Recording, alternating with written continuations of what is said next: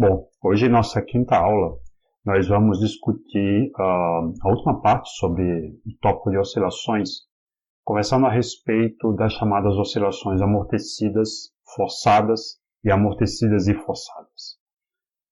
Até aqui, nós vimos como principal modelo de oscilações o problema do oscilador harmônico simples, que fica melhor representado no sistema massa-mola.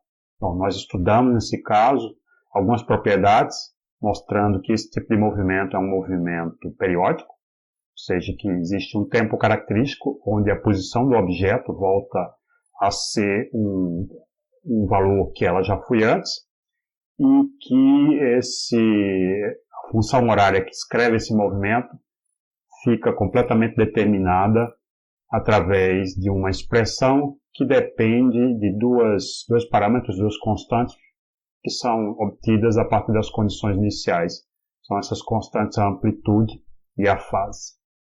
Hoje nós vamos fazer um procedimento semelhante, tentando estudar o movimento desses outros tipos de oscilações, onde estão presentes forças como o atrito e forças externas que são impostas ao oscilador. Então vamos começar olhando justamente para o caso da oscilação amortecida.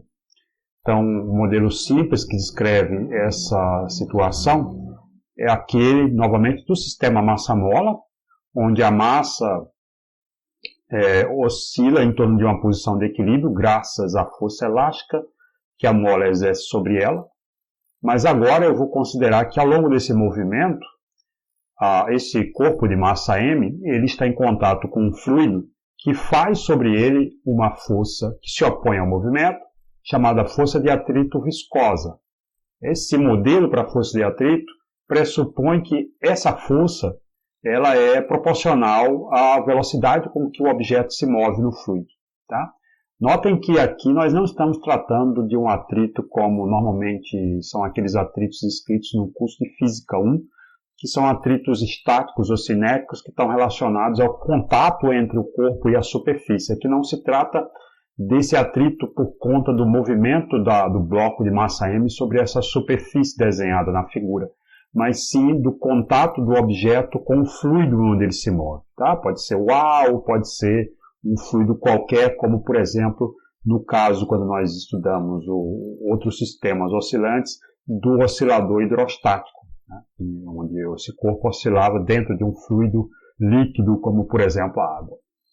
Enfim, mas essa força de atrito, dita viscosa, é uma força que evidentemente se opõe ao movimento e ela tem uma intensidade que é proporcional à velocidade do corpo.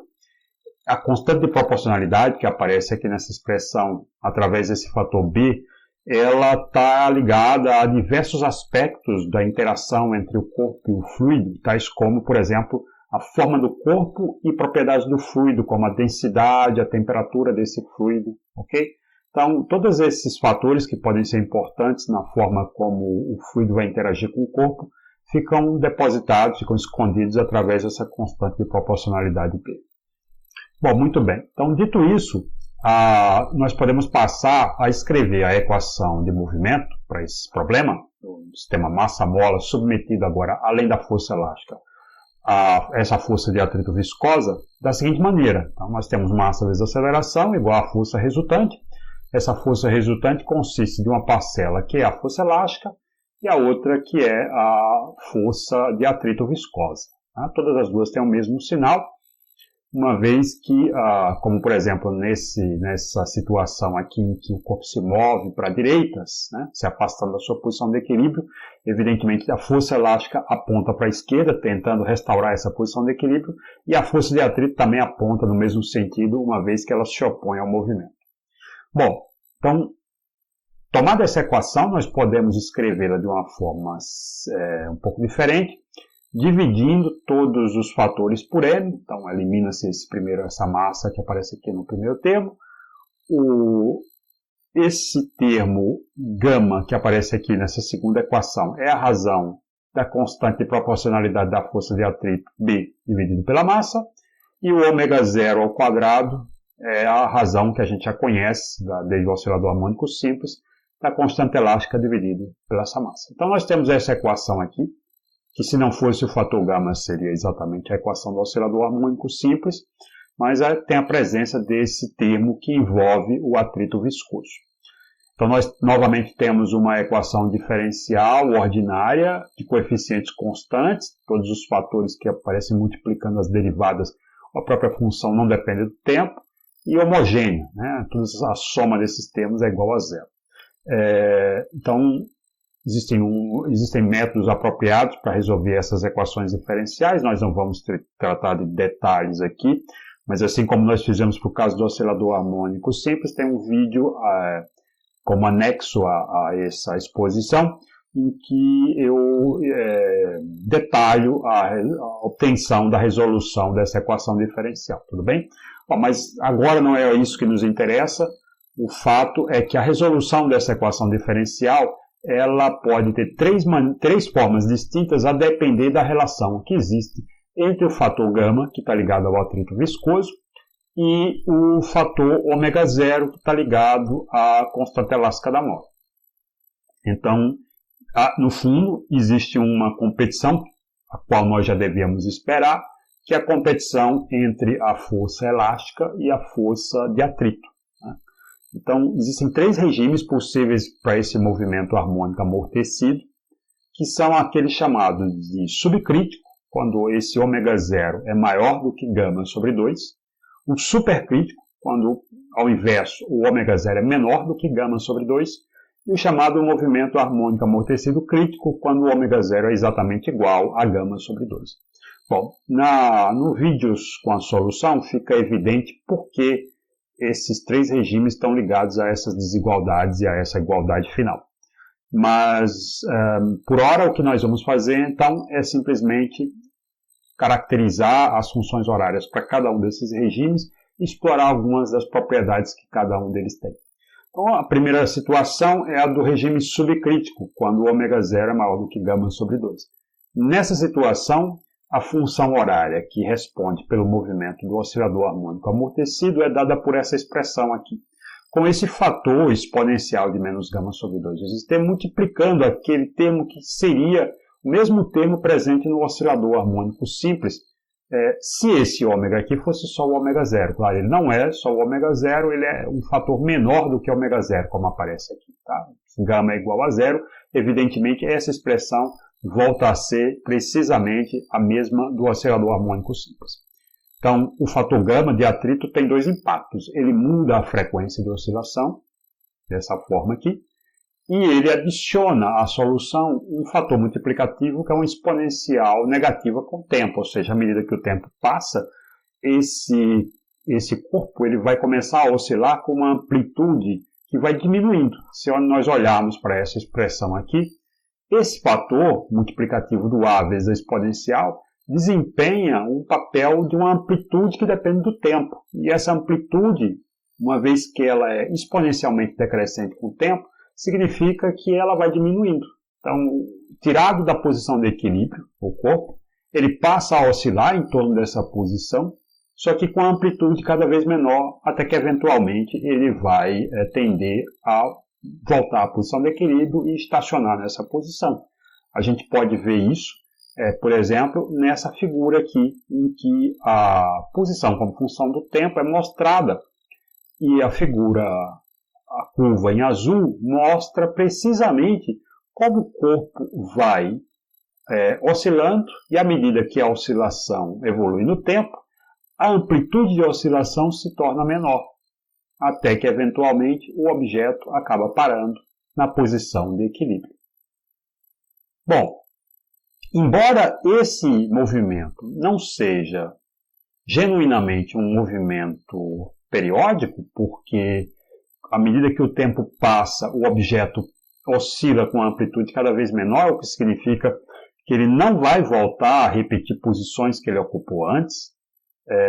Ainda assim, a gente pode definir o que nós chamaríamos de um pseudo-período. Pseudo justamente porque o movimento de fato não é periódico, né? Uma vez que a amplitude está diminuindo, mas esse período seria, por exemplo, o tempo necessário para que ele alcançasse 2 pontos de retorno, aqueles com amplitude máxima.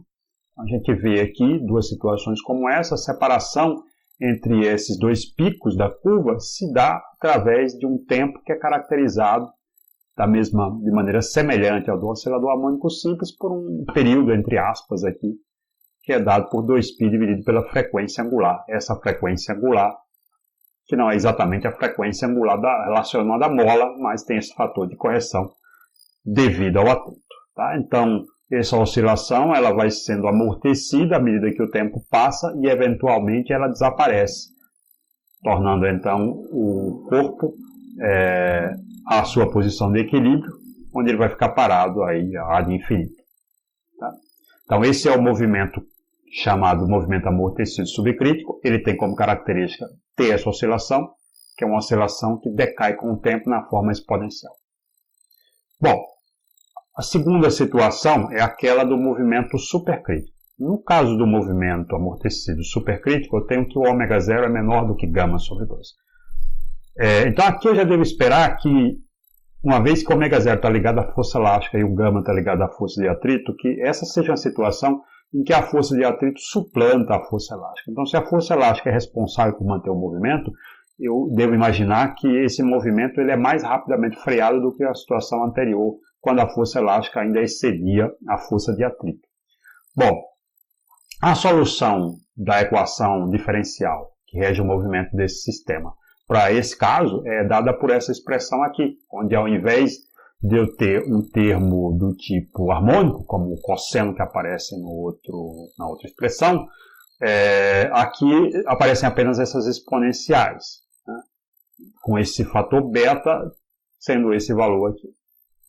Tá? Então, é possível mostrar facilmente que, por conta dessa desigualdade, mesmo tendo essa exponencial aqui positiva, ao multiplicar pela exponencial do menos γ sobre 2 vezes t, o sistema acaba tendo uma amplitude que decai exponencialmente com o tempo. Então, o que acaba acontecendo é o que mostra essa figura aqui. Então, na prática, o que nós teríamos seria o seguinte: uma vez que você retira o corpo da sua posição de equilíbrio, ele vai retornar a essa posição de equilíbrio com o tempo passando, ok? E essa posição vai diminuindo exponencialmente com o tempo até que ele chega na posição de equilíbrio e ele aí para. Diferente do caso anterior, esse regime supercrítico não vai manifestar oscilações. Então, o corpo é tirado da posição de equilíbrio, ele vai retornando numa certa velocidade à posição de equilíbrio e ao chegar na posição de equilíbrio ele vai estacionar. Okay? E esse decaimento é exponencial. Então, aqui a gente não tem oscilações, portanto não há como caracterizar nada como um período ou coisa assim, apenas esse decaimento exponencial da posição em função do tempo do objeto que é deslocado da posição de equilíbrio e tende a retornar a ela, eventualmente parando nela. Bom, por último, nós temos o chamado regime crítico. No regime crítico, quando o ômega 0 é exatamente igual a γ sobre 2, a solução que é mostrada nessa expressão, ela também tem carência de oscilações. Então, a solução não apresenta um comportamento oscilatório. Ela decai exponencialmente com o tempo, de maneira similar ao caso supercrítico, ou seja, eu retiro o objeto da posição de equilíbrio, esse objeto vai retornar lentamente a essa posição de equilíbrio e, eventualmente, parar na posição de equilíbrio. A distinção que se dá a esse caso com relação ao caso supercrítico é que, como a gente mostra aqui nessa figura, onde os três casos são comparados, o caso crítico é aquele cujo decaimento acontece de maneira mais rápida. Então, se o objeto é retirado da posição de equilíbrio, ele tende, no caso crítico, a retornar a essa posição e parar nessa posição em um tempo menor do que aquele que aconteceria no caso supercrítico. Okay?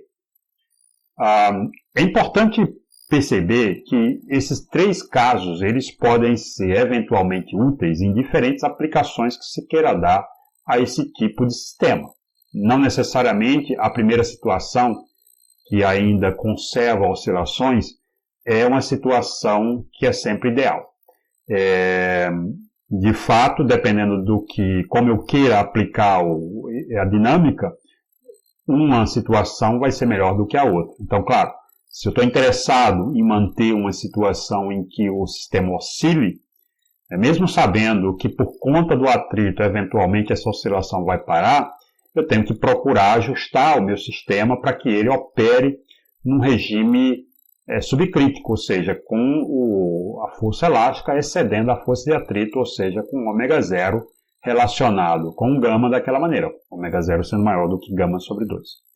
Mas existem certas situações, como por exemplo aquelas de aparelhos de medida de precisão, de medida, né, que precisam funcionar com uma certa precisão, e esses aparelhos, alguns deles, eles fazem as medidas através de sistemas com molas, como por exemplo uma balança comum, né?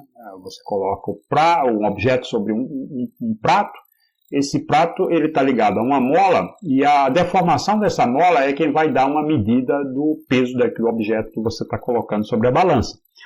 E claro, como é uma mola tirada da posição de equilíbrio, ela tenderia a oscilar. Mas se ela oscilasse, à medida que a mensuração está sendo feita, o dispositivo que faz a mensuração também oscilaria. Então, fosse um ponteiro mecânico ou fosse um mostrador digital, o que se perceberia seria uma medida que estaria flutuando. Mas você não gosta, você não quer isso. Você quer ter um aparelho de alta precisão, então você quer colocar o peso sobre o prato da balança e quer que rapidamente a situação convija para a medida precisa da massa daquele objeto que você colocou para pesar. Então, para isso, a oscilação não pode acontecer e o decaimento tem que ser o mais rápido que for possível ser. Então, a melhor situação seria, por exemplo, o regime do amortecimento crítico, onde o decaimento para a posição de equilíbrio acontece de maneira mais rápida do que aquele do caso supercrítico, ok? Então, cada situação mostra um cenário diferente e cada cenário pode ser útil ou pode ser danoso, dependendo da aplicação que se queira dar ao sistema em si. É claro que, na prática, a gente não tem como fugir de uma situação com atrito, né? O modelo anterior do oscilador harmônico simples é uma idealização, não tem como se projetar um sistema, a não ser que operasse no vácuo, de um objeto que oscilasse sem que tivesse submetido a algum tipo de atrito. Então, essas situações que nós estamos analisando aqui, elas são mais realistas desse ponto de vista. Mas, dependendo da aplicação que você queira dar, o atrito pode favorecer, sim, essa aplicação, como, por exemplo, nesse caso dos objetos de medida. Okay? Bom, com respeito à energia do sistema, evidentemente que o fato de existir uma força de atrito acaba criando um mecanismo de dissipação da energia. Parte da energia vai ser perdida justamente devido a esse atrito. Mas como é que essa energia é perdida? Aqui, independentemente do caso, se é subcrítico, crítico ou supercrítico, nós vamos ver que a forma com que a energia diminui com o tempo é a mesma. Tá? Pelo menos a forma funcional. Então, para mostrar isso, nós temos essa expressão que aparece aqui, que é a expressão da energia mecânica total, né? 1/2 da massa vezes a velocidade ao quadrado, mais 1/2 de kx ao quadrado, que é a parcela relacionada à energia potencial elástica.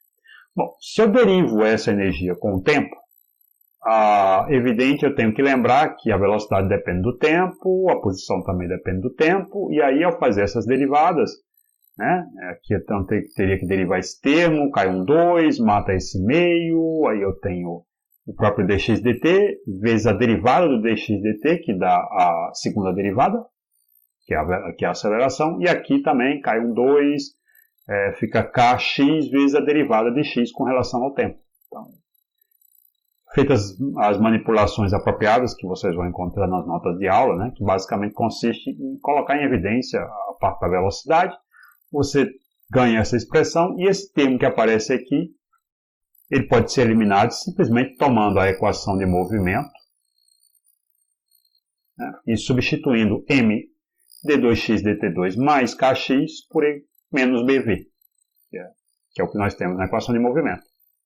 E sendo assim, nós mostramos que a taxa com que a energia decai no tempo, ela é proporcional à velocidade ao quadrado. Né? Note por conta desse quadrado e da positividade do B, essa derivada da energia com relação ao tempo é sempre um valor negativo, o que implica que, como a gente deveria esperar e como faz sentido, o atrito cria um mecanismo de dissipação da energia. Então, parte da energia é perdida. Se a gente estivesse discutindo, por exemplo, o caso do oscilador hidrostático, aquele objeto que é colocado dentro do fluido, né, e passa a oscilar, assumindo que exista esse mecanismo de atrito entre o fluido e o objeto, à medida que o tempo passasse, a oscilação ia diminuindo e, eventualmente, a energia que o oscilador tinha vai passar para o fluido numa forma dissipada de calor. Então, o fluido aumentaria a sua temperatura por conta da energia que é perdida para o oscilador e transferida para o fluido na forma de um outro tipo de energia, que é a energia calorífica. Bom, a gente vê aqui nessa figura uma comparação entre o comportamento da energia média do sistema e o comportamento da energia instantânea do sistema em função do tempo. Como vocês veem, a energia média decai exponencialmente com o tempo, a energia instantânea também vai decaindo, ela sofre oscilações, mas ela acaba envolvendo o comportamento médio aqui, que é uma função exponencial negativa do tempo. Então, à medida que o tempo passa, a energia vai decaindo até que, eventualmente, ela atinge o valor zero, o que significa que o sistema alcança a posição de equilíbrio, quando aí a energia potencial é nula e a energia cinética, evidentemente, também é nula, uma vez que o objeto vai ter parado. Bom, agora nós vamos passar a um outro tipo de oscilação, que é aquele em que nós novamente vamos retirar a parte do atrito, então nós voltamos para uma situação idealizada, podemos dizer assim, mas nós vamos acrescentar um novo ingrediente, que é uma força externa. Então imagine que eu tenho uma situação ilustrativa, como por exemplo, alguém que se balança, né? Está num balanço, mas alguém mais empurra essa pessoa no balanço, ou puxa essa pessoa no balanço, como aparece aqui nessa figura de ilustração, e, portanto, exerce sobre o objeto que está oscilando, como se a gente transformasse esse balanço num pêndulo, uma força agindo sobre a massa do pêndulo. Então, tem uma força externa que, além da força relacionada àquela que cria a oscilação, também age no sistema. Então, se nós transferirmos essa problemática para o cenário do sistema massa-mola, como nós estamos usando até aqui, o que nós teríamos seria um objeto que está submetido à força elástica da mola, mas também a uma força externa que eu vou admitir depende do tempo. Tá? Então, tem essa força extra aqui agindo sobre a minha massa. Bom, então, a equação de movimento desse objeto, evidentemente, segue uma prescrição como essa, né? Massa vezes aceleração igual a força resultante. Essa força resultante é composta da parte elástica devido à mola e dessa força externa. Nós vamos investigar o caso em que essa força externa ela tem uma forma particular, que é uma forma harmônica. Tá? Então, essa força tem esse comportamento cossenoidal, com o cosseno sendo caracterizado por uma frequência angular ômega barra, que é diferente, em princípio, do valor ômega zero, que seria a frequência natural da mola. Tá? Aquela frequência que apareceria na oscilação harmônica simples se houvesse apenas a mola agindo sobre o objeto. Bom, então, a mesma coisa que nós fizemos antes, nós fazemos novamente, dividir todos os termos pela massa, e aí nós passamos a ter essa equação aqui, lembrando que o ômega zero é a raiz da constante elástica dividido pela massa. Nós temos essa equação, é uma equação diferencial de segunda ordem, com coeficientes constantes, mas diferente das duas anteriores que nós investigamos, ela não é homogênea. A homogeneidade estava no fato de que a soma dos termos dela era igual a zero. Né? E aqui você vê que a soma das derivadas e dos termos ligados à própria função não é igual a zero, é igual a esse termo aqui que a gente chama de termo fonte. Tá? No caso da homogênea, o termo fonte é nulo, aqui não é. Está ligado a essa força externa. A maneira de resolver esse problema, como vocês vão ver no vídeo que está em anexo a respeito da solução dessa equação do oscilador harmônico forçado, é escrever a solução geral dessa equação em duas partes. Uma que corresponde à solução homogênea dessa equação, ou seja, quando eu esqueço que existe esse termo ligado à força externa e faço isso igual a zero. E essa equação homogênea é a própria equação do oscilador harmônico simples, cuja solução nós já conhecemos. E a outra é uma solução particular, é uma função qualquer que eu posso escolher que resolve essa equação aqui, tá bom? Então, a solução homogênea é a nossa velha conhecida, a cosseno de ômega 0t mais φ, com a amplitude e uma fase, que são determinadas pelas condições iniciais do problema, e a solução particular pode ser qualquer função que resolva essa equação. Uma forma sempre prática de descobrir que função pode ser essa é assumir que essa função deve ter uma forma muito parecida com aquela do termo fonte, aquele termo que vem depois da igualdade. Bom, no nosso caso, a gente vai escolher uma situação em que essa solução particular tem essa cara aqui, com uma constante, né, como é o termo fonte, né, fizeram sobre M uma constante, vezes o mesmo cosseno de ômega barra t, ou seja, ela tem a mesma frequência externa da força que está agindo sobre o sistema. Então, nós vamos fazer essa hipótese e vamos impor que isso daqui é a solução da equação anterior e, portanto, descobrir quanto tem que ser B para que isso seja a mesma solução dessa equação. Então, bom, isso novamente está no vídeo anexo, vocês podem ver, também está nas notas de aula. E ao fazer essa imposição sobre a equação de movimento e a solução particular, nós chegamos a esse valor de B para satisfazer essa condição de que x e p tem que ser solução dessa equação. Então, ela tem essa forma e, portanto, a solução geral contém a soma do termo homogêneo e da solução particular. Bom, nós vamos, em princípio, o problema acabaria aqui, onde A e φ ficariam a determinar através das condições iniciais. Nós vamos investigar uma expressão específica para uma dada condição inicial, lembrando que, evidentemente, essa situação é uma situação particular. Então, na verdade, a solução geral é essa, dependendo da condição inicial, ela vai ter formas distintas. O que nós vamos apresentar na sequência é uma dessas possíveis formas. Ok? Quando a condição particular é dada por esse conjunto aqui de valores para a posição e velocidade inicial. Então, se eu assumir que a posição inicial é nula e a velocidade inicial é nula, ou seja, o objeto parte do repouso na posição de equilíbrio. Essa é uma situação que, no caso do oscilador harmônico simples, seria uma situação trivial. Porque se eu estivesse lidando com um oscilador harmônico simples, sem a força externa, colocar ele na posição de equilíbrio parado implica pela primeira lei de Newton, que uma vez que não tem força agindo sobre ele, nessa posição, ele vai continuar parado aí eternamente. Agora a gente tem uma força externa agindo sobre o sistema, não é mais apenas a força da mola, que dependeria do deslocamento do objeto com relação à posição de equilíbrio. Então, a força elástica é zero aqui, mas a força externa não é. E como a força externa não é zero, o que acaba acontecendo é que esse objeto pode se mover. Tá? Então, nós temos essa condição inicial, e essa condição inicial, também vocês vão encontrar isso no vídeo, nos leva a esses valores para as constantes que são determinadas por esse conjunto de condições iniciais, a amplitude e a fase φ. Né? A fase φ é zero, a amplitude tem esse valor aqui. Então, substituindo isso nessa expressão, nós ganhamos essa equação aqui. Tá?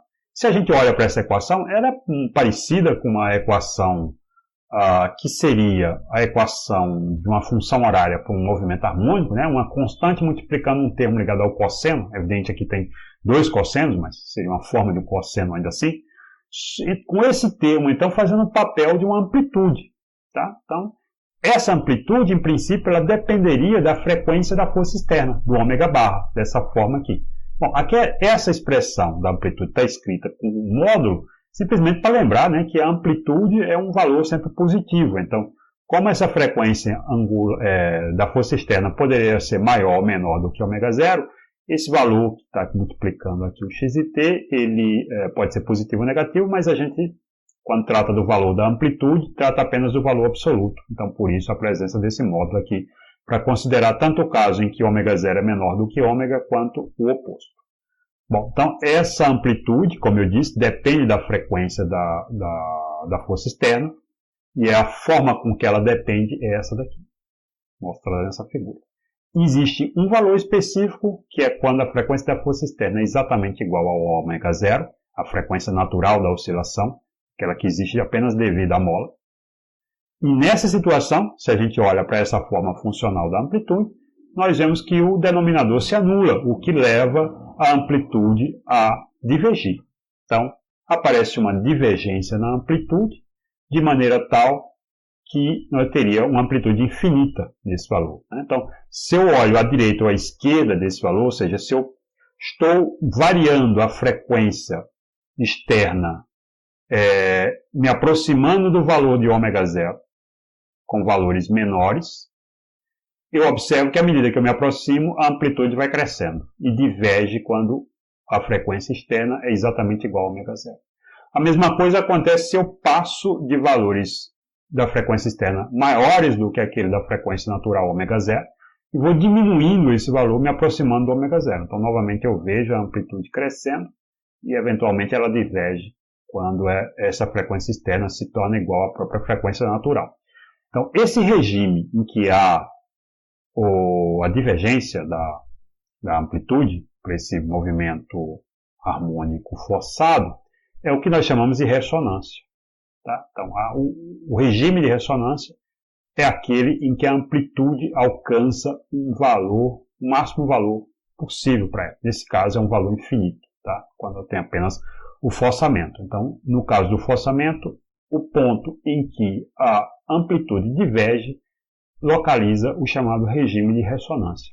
E esse regime é caracterizado por uma frequência da força externa que é exatamente igual à frequência natural do sistema massa-mola, ou seja, o próprio ômega zero.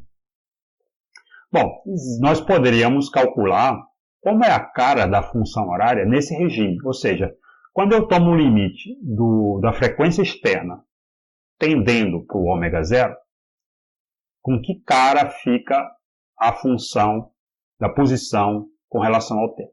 Bom, eu vejo facilmente que se eu faço ômega barra tender para ômega zero, o denominador dessa expressão se anula, mas o numerador também se anula. E aí eu teria uma indeterminação do tipo 0 sobre 0. A maneira apropriada de lidar com uma indeterminação como essa para calcular um limite é usar a chamada regra de L'Hopital. Novamente, vocês vão encontrar isso nas notas de aula e no vídeo anexo sobre esse problema da oscilação harmônica forçada.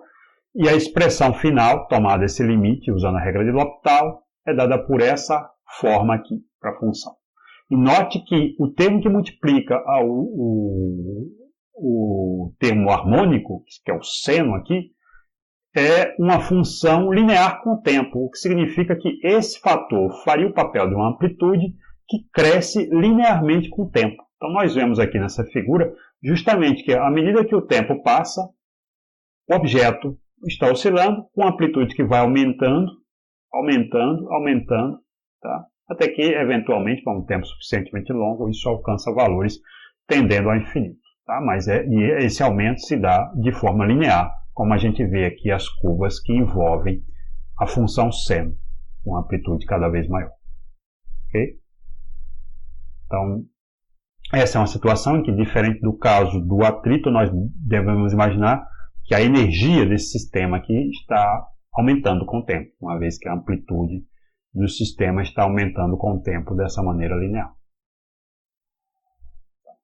Bom, o nosso último caso a ser investigado é quando a gente mistura os dois anteriores. Então agora eu vou considerar que há o forçamento externo, mas que novamente há atrito.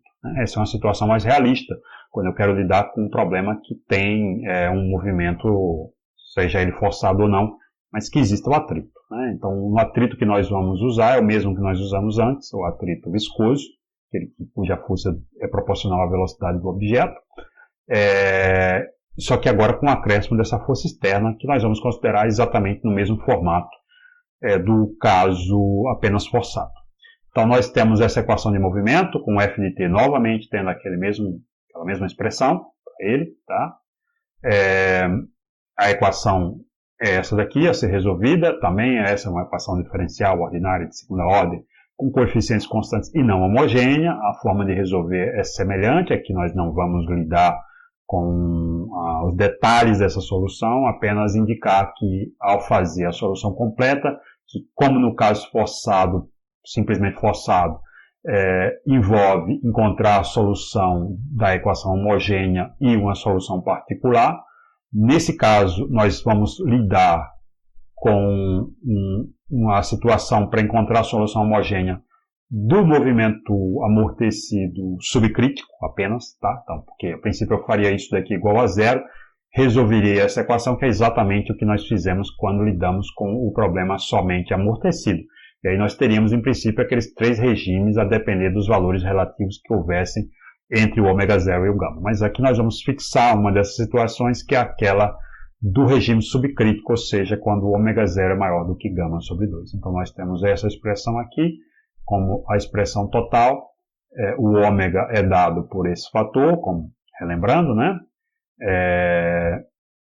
Tem duas fases, né? Uma fase que é constante, totalmente determinada, e a outra que depende das condições iniciais, né? Assim como essa amplitude aqui também depende das condições iniciais. Bom, à medida que o tempo passa, como nós vimos, esse termo aqui, que corresponde apenas ao movimento amortecido, ele vai diminuindo até eventualmente chegar a zero. Então, se eu tomar um tempo suficientemente longo, esse termo aqui desaparece e a minha expressão da função horária fica apenas com o segundo termo, que não decai com o tempo. É oscilante, como a gente vê. Bom, multiplicando esse fator cosseno, a gente tem esse termo aqui. Esse termo aqui, ele cumpre o papel de uma amplitude, né? É como se a gente tivesse o mesmo problema do oscilador harmônico simples, com uma constante multiplicando a amplitude. A diferença é que agora esse termo que multiplica a amplitude, que multiplica o cosseno, que é a amplitude, ele depende do valor da frequência externa. Então, como no caso da oscilação somente forçada, eu tenho uma amplitude dependente da frequência externa. Tá?